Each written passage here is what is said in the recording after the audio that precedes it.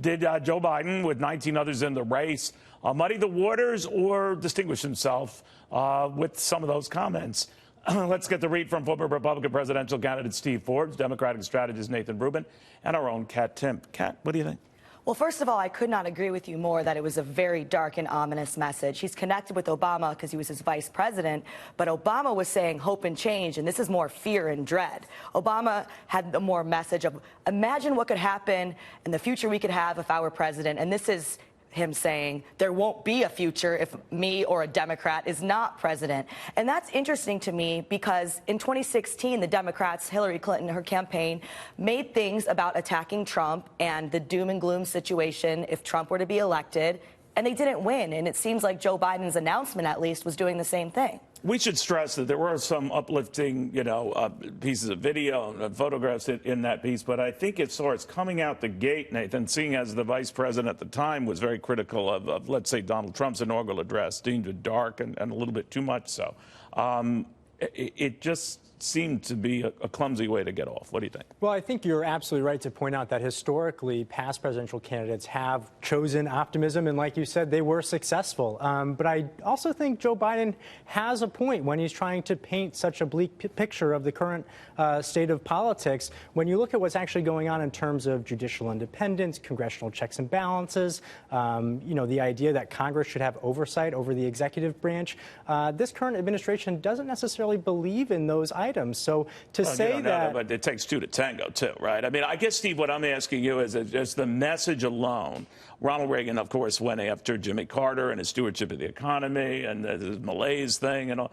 But, of course, there in his Statue of Liberty announcement when the fall campaign kicked off, he was trying to say, I think we can return to higher angels, better angels, and all of that. Should that have been the theme here, or does it differ depending on the times? No, I think Biden made a huge mistake. I think it's a classic case, Neil. He's running 4 years too late, like Elizabeth Warren.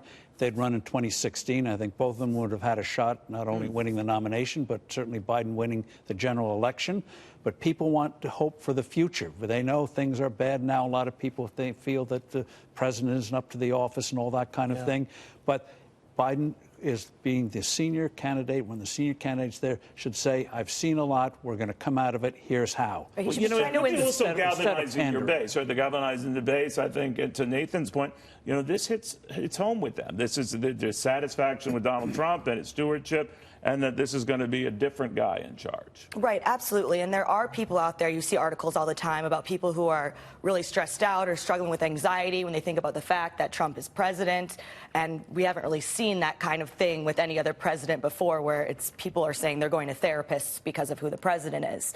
But I still think that it should have been a little more inspirational and trying to inspire people than trying to just make people afraid, which is clearly what he was going for. If Democrats don't win, the future of the country is fundamentally changed. That's a pretty extreme thing to say. It's interesting that we're also learning that Biden today had called Anita Hill, of course, a range of charges against Clarence Thomas, to say that he regretted how she had to endure the Clarence Thomas hearings. He's trying to make right from past incidents that are controversial with the Me Too movement and some members of the party. Is that going to work? Is this tone, for example, to say this guy, President Trump, is a problem?